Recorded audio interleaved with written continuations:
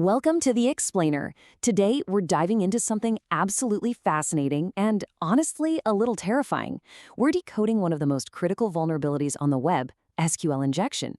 Imagine a highly secured bank vault protected by foot-thick steel. Now imagine a hacker just strolling right up, whispering a single, carefully chosen word, and boom, the doors just swing wide open. Sounds crazy, right? Well, today, we're putting on our black hats. We're going to step into the shoes of an attacker and see exactly how this digital heist goes down. One single quote mark. That's all it takes to break a database. I know, it totally sounds like an exaggeration, right? But it's literally the foundational truth of our entire topic today. Think of that tiny little single quote mark as a hacker's master lockpick. See, if an application takes your input, like, say, a username or a quick product search, and just directly shoves it into its backend without double-checking it first, well, injecting that tiny character on purpose completely scrambles the database's internal language. It's wild. Okay, let's jump right into part 1, the target test environment, probing the perimeter. So an attacker doesn't just instantly start downloading passwords. They start by testing the waters, probing the perimeter. They'll often practice on low-security test environments, like the damn vulnerable web application. First thing they do? They look for a simple input box. Next, instead of typing a normal user ID or whatever, they drop in that malicious single quote we just talked about. Their whole goal here is to confuse the database into throwing a syntax error. Because by analyzing that error message, the attacker starts mapping out the system's hidden internal details. It's literally like feeling the tumblers in a lock. Which brings us to section 2, in-band and error mapping, listening to the tumblers. So, they get an error that says something like, you have an error in your SQL syntax. Now, to you and me, that's just a broken, annoying web page. But to a hacker, this raw error is an absolute goldmine. We call this error-based in-band injection. In-band basically just means the attacker is using the exact same communication channel, the web page itself, to both launch the attack and view the results. By forcing this specific error, the database essentially panics and leaks its own internal structure. It might literally blurt out that it's running a MySQL server. But to extract the real treasure, the hacker needs to know exactly how many columns the database is querying before they can unleash what's called a union operator. So how do they find out? They guess, systematically. They'll input order by 1, then order by 2, and so on. And the exact second the database throws an unknown column error, bam.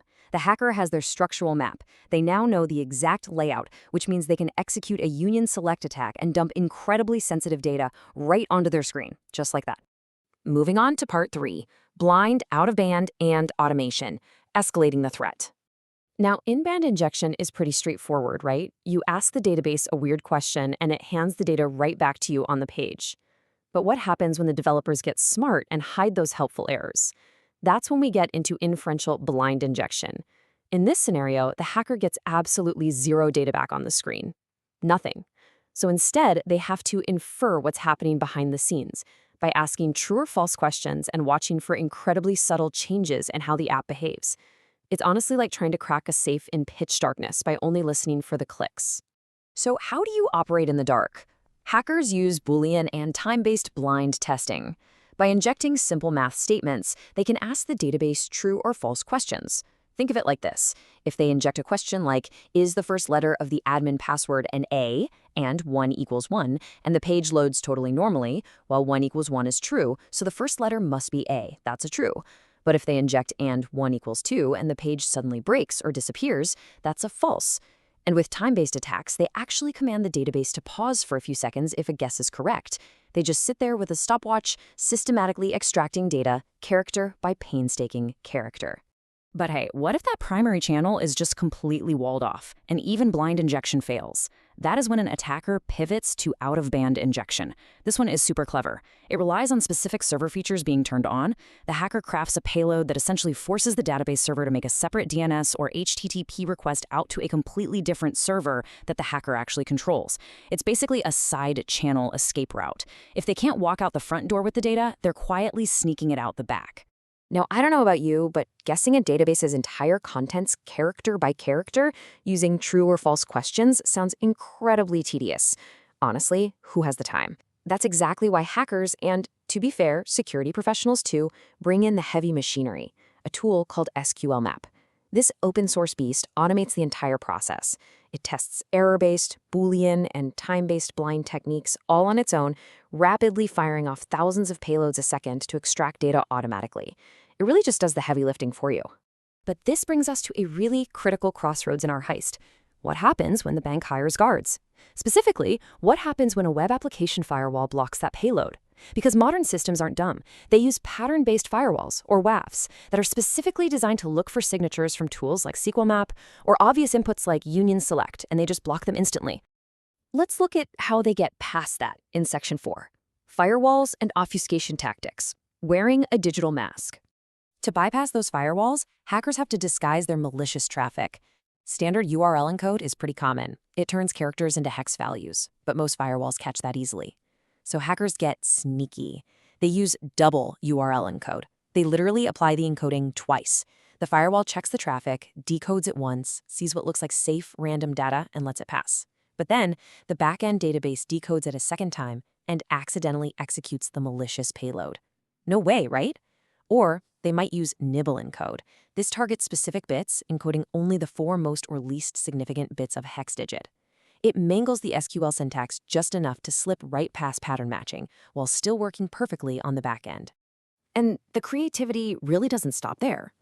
Unicode encoding is highly effective at slipping past IIS servers or ASP.NET apps.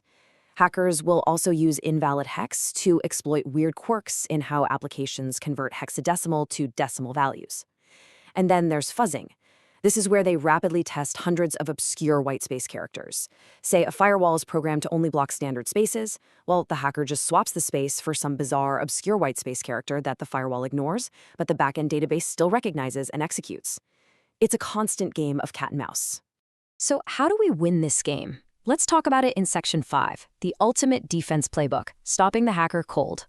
The good news is, if you're a developer, you actually have the power to neutralize these attacks using a few core practices. First up, strict input validation. Specifically, you want to use whitelisting, only allowing known safe formats like basic letters and numbers. Second, rely on stored procedures. This keeps your SQL logic predefined safely on the database side. And finally, always apply the least privilege principle. Just make sure the application's database account only has the absolute minimum permissions it needs to function. If it doesn't need to delete tables, definitely don't let it. But listen, if you only take away one single thing from this entire explainer, let it be this: parameterized queries, sometimes called prepared statements. This right here is your unbreakable vault. By implementing parameterized queries, you completely separate the SQL code logic from the user's input. So when that hacker enters their sneaky little single quote, the database just shrugs. It treats it strictly as literal text data, stripping it of all its executable power. The quote just becomes a quote. We've covered a lot today. We've seen how attackers probe the perimeter, how they extract data blindly in the dark, and how they slip past modern firewalls using some seriously clever obfuscation tricks. But we also know exactly how to stop them in their tracks. So I want to leave you with this thought to mull over. In an era of incredibly complex obfuscation and automated attacks, is your organization's data truly locked away, or are you just one single quote away from a massive breach? Thank you so much for joining me on this explainer. Make sure to audit those systems and, as always, stay curious and stay secure.